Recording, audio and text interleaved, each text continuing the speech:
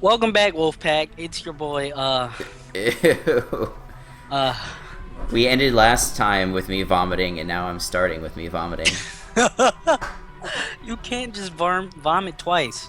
I I, mean, so you're telling me you're not a part of my Wolfpack? I mean, I could be a part of your wolf pack. That's fine. Oh, okay, but not the Wolfpack. It's just that you triggered me a little bit. So, Hashtag triggered.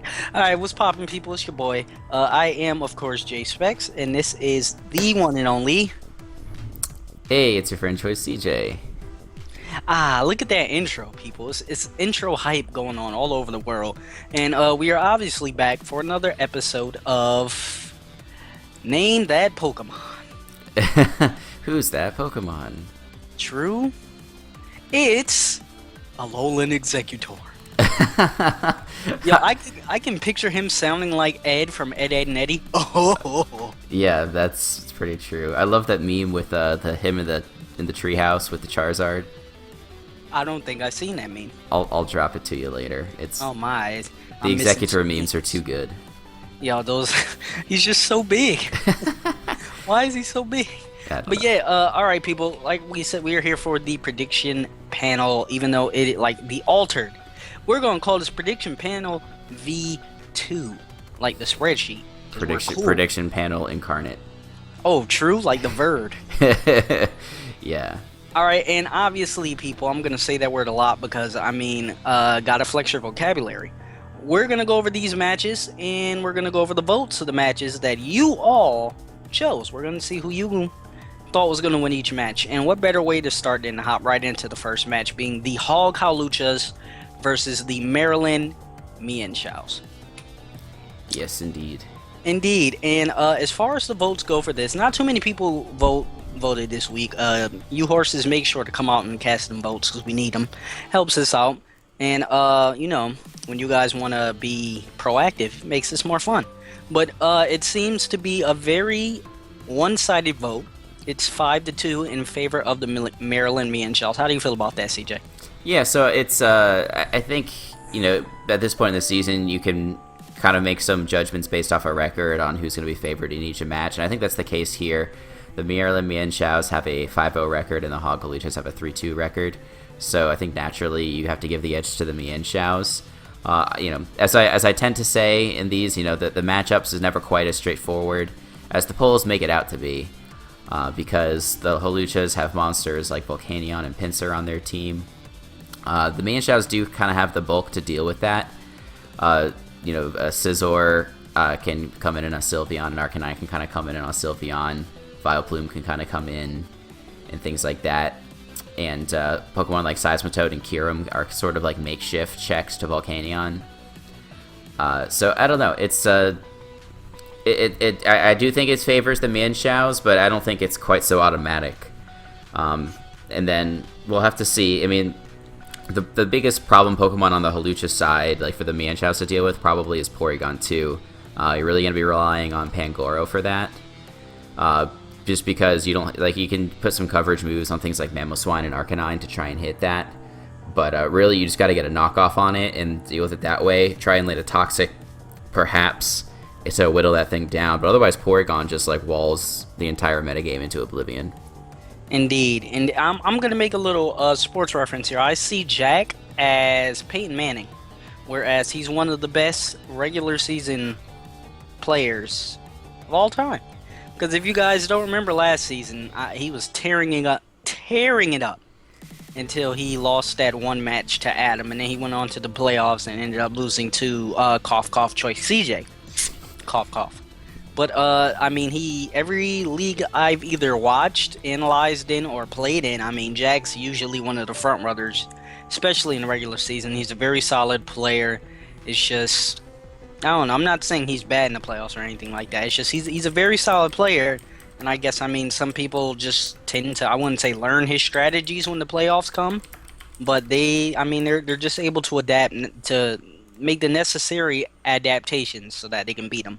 But yeah, I favor Jack in this match as well. Like I said, I just love how solid of a player he is, and I'm still not too familiar with the Hog Haluchas, and these are two very powerhouse worthy teams about to go ahead and smack heads. Yeah, definitely. The Holuchas have crawled their way into the playoff race at this moment, being starting 0-2, but then getting up to 3-2. So yeah, I'm excited to see if they can make some magic happen. All right.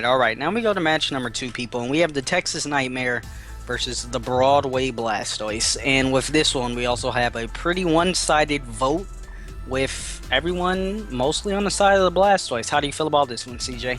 Yeah, so the Nightmare pulled off a win in the first week, and then unfortunately haven't been able to get back into the win column since then.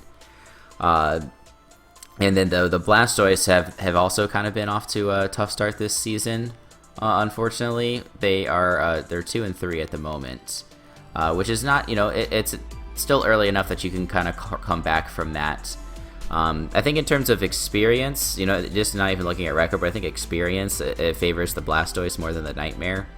And I still think that the Blastoise have a really solid team. I think I've said this about their team multiple times. They have not only do they have good bulk, but they've got some pretty fast bulk with things like Latias, Torn, and then you can't sleep on the speed of like Rotom and Mega Venusaur.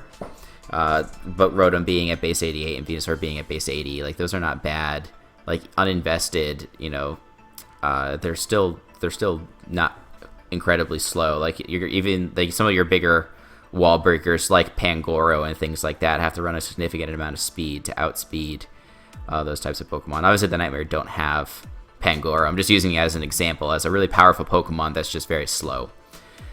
In terms of the matchup, it's the Nightmare probably have one of the few Pokemon that can do good damage to the Blastoise's team and Gengar, just because how many teams in general can deal with Gengar?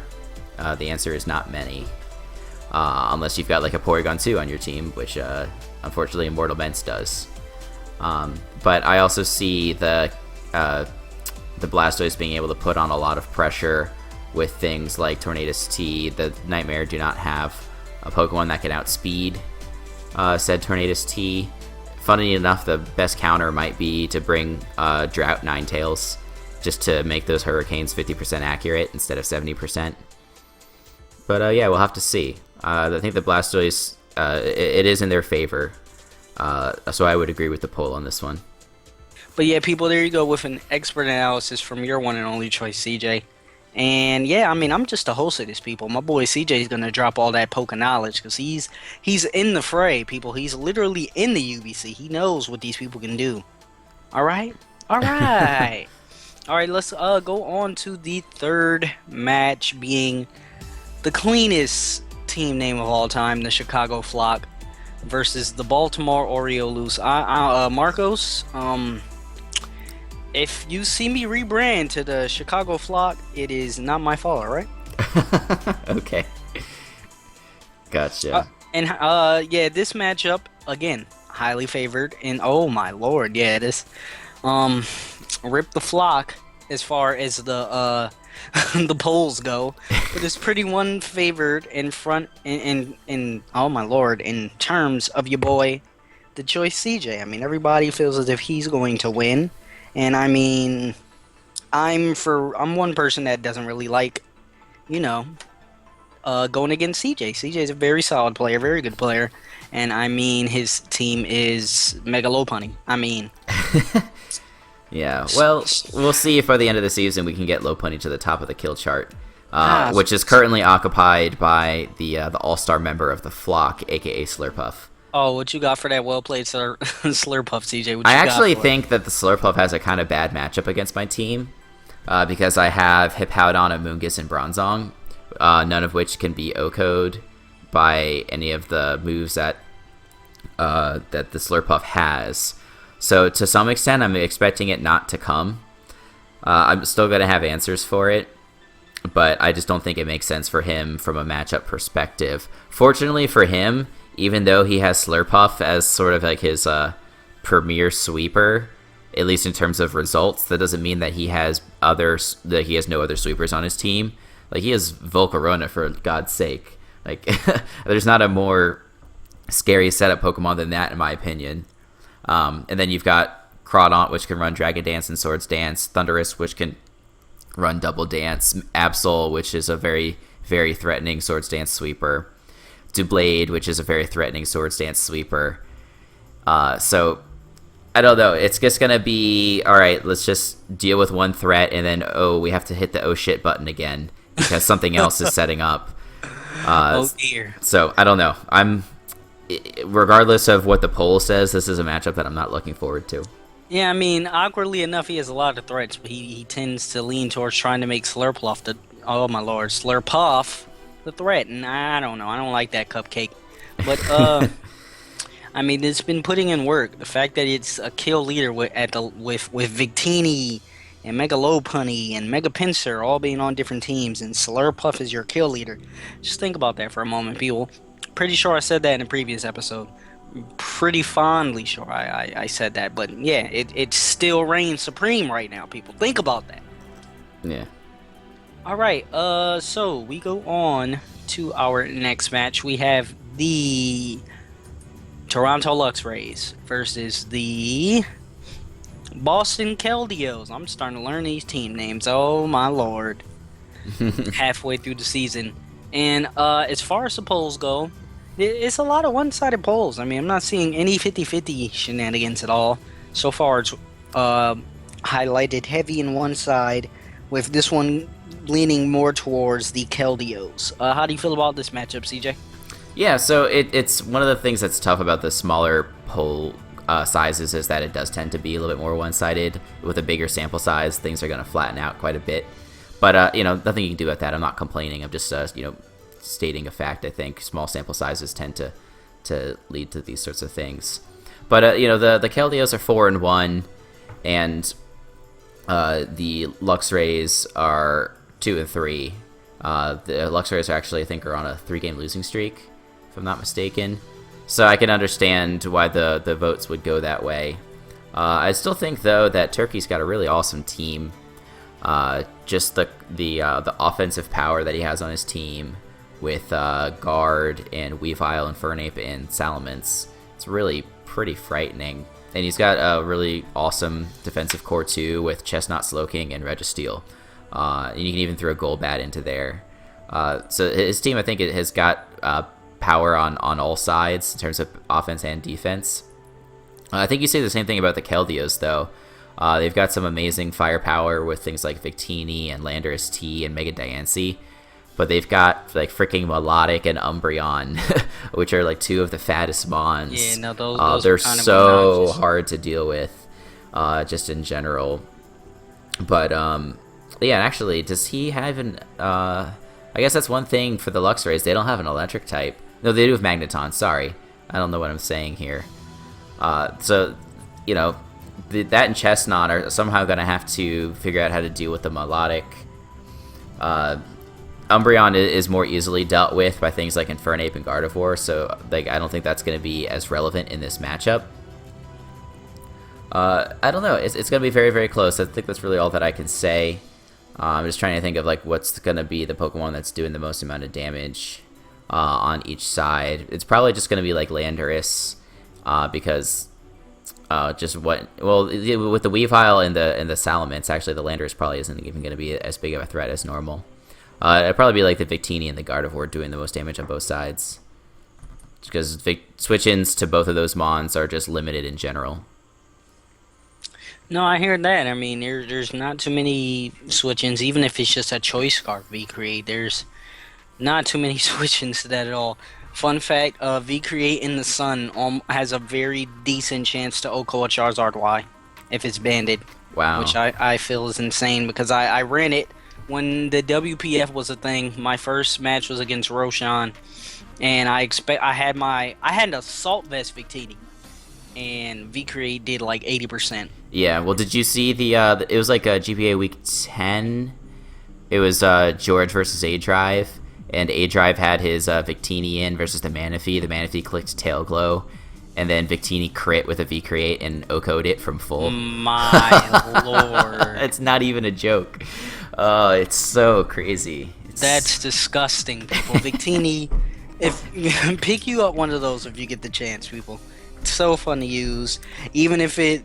one thing I noticed about Victini, though, is just because it's such a huge threat, it causes so much panic its stats never usually live up to what it can do.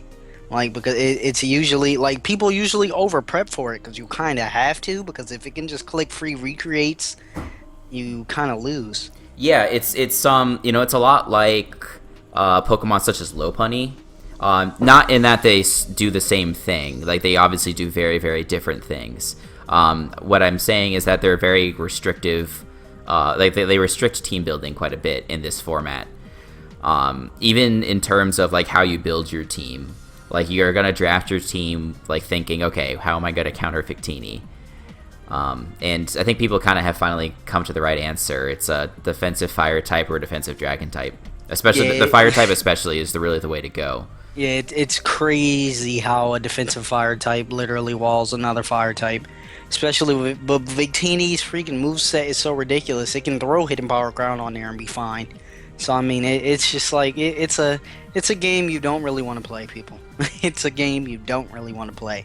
So go ahead and draft you Victini, all right? Yeah, maybe next time. All right.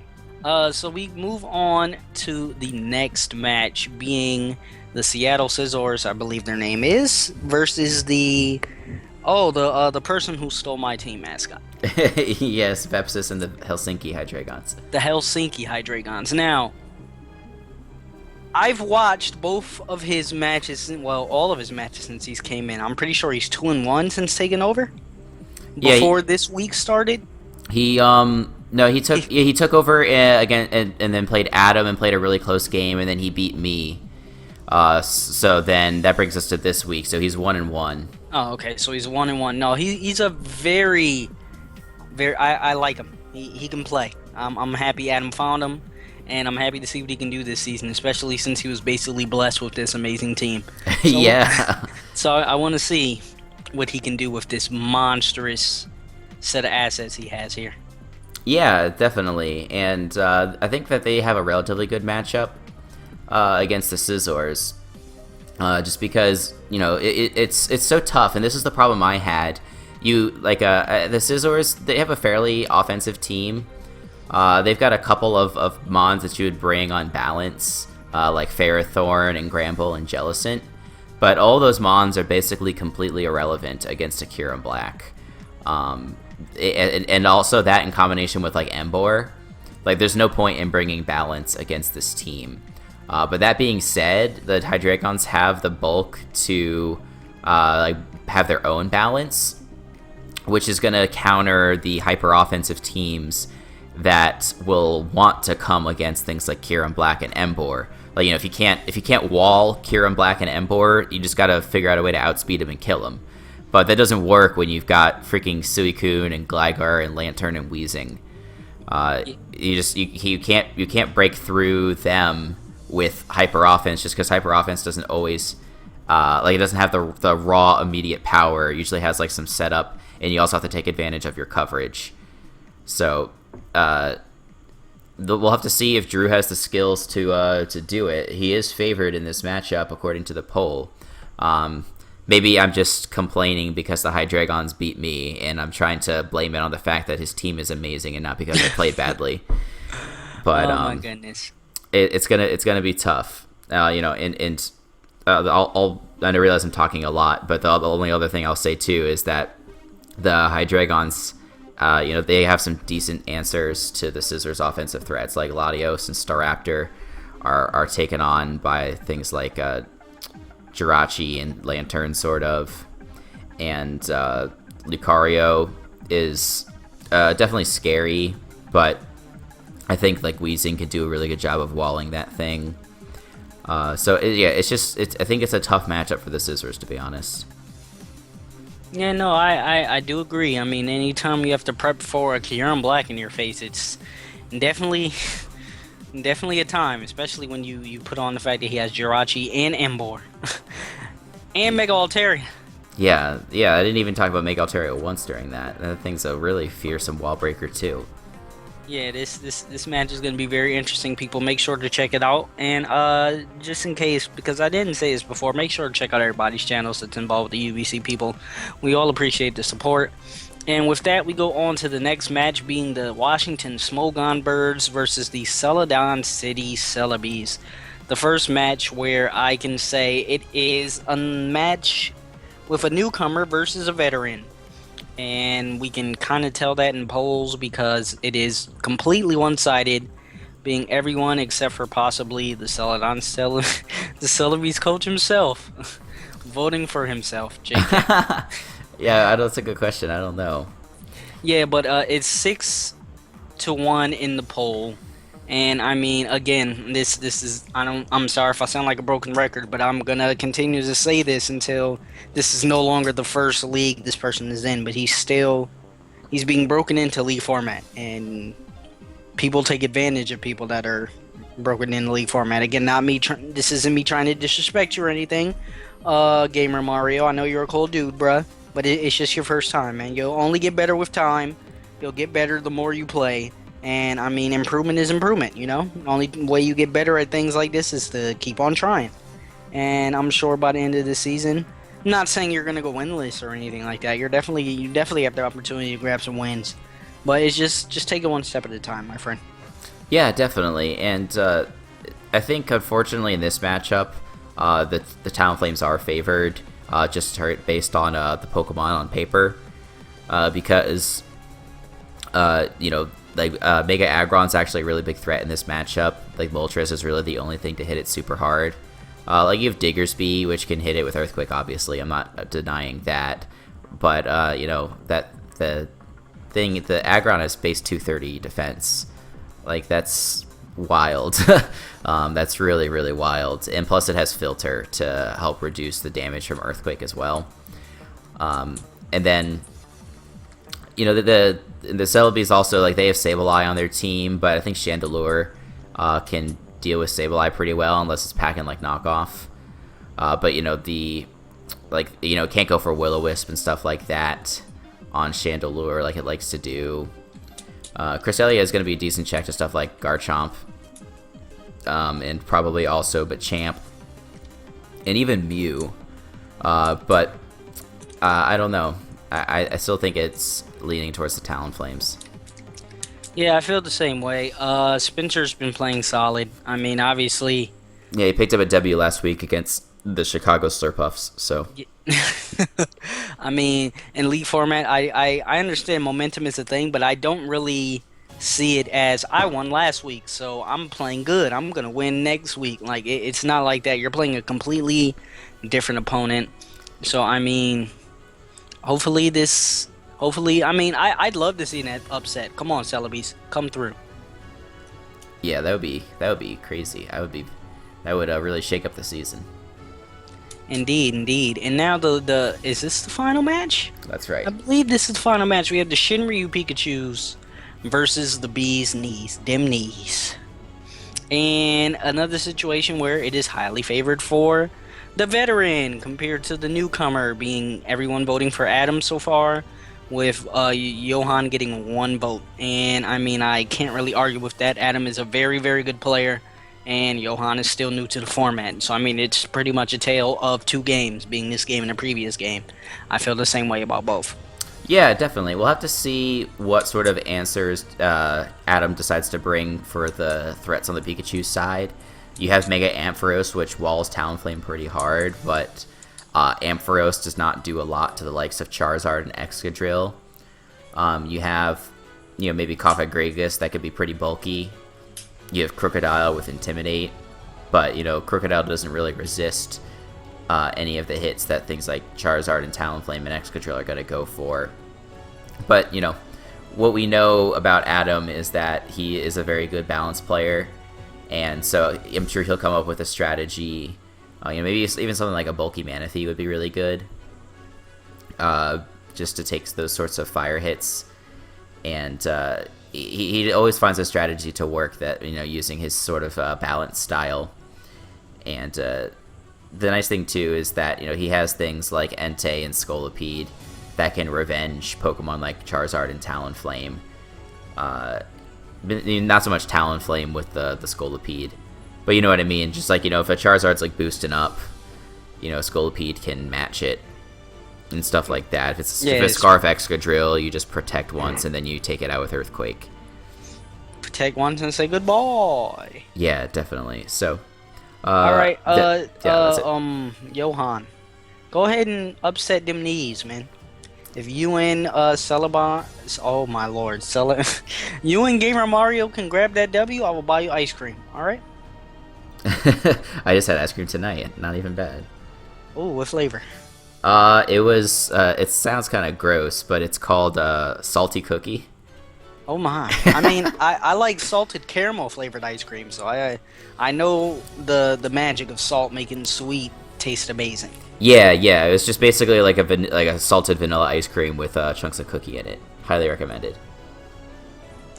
Ah, no problem. Well, people, if you enjoyed this, make sure to leave a like down on that button that needs likes. You know, the thumbs up button. Make sure to smash that. You know, punch it in the face. Headbutt the like button. All right. I'm probably gonna start saying that in all of my videos now because that was actually kind of clean. We are not responsible for any damage to your mouse or your keyboard or your monitor. We're not responsible for anything. Okay, I am not an expert. This is not advice. This is just me asking for your likes. All right. I'm here for the. Never mind. All right. If you want some clickbait, just write down in the comment section. I'll make sure that this title will be clickbait. CJ bites off my head. That's gonna be the title. Okay. You want to say goodbye to these people, CJ? Yeah, sure. Have a good night, guys. Well, it's night for us. You guys are seeing this in the morning. But anyway, thanks for watching. Check out everybody's channel. Check out the poll for week 7, which will be down in the description. And we will catch you guys the next time. Bye bye. Peace.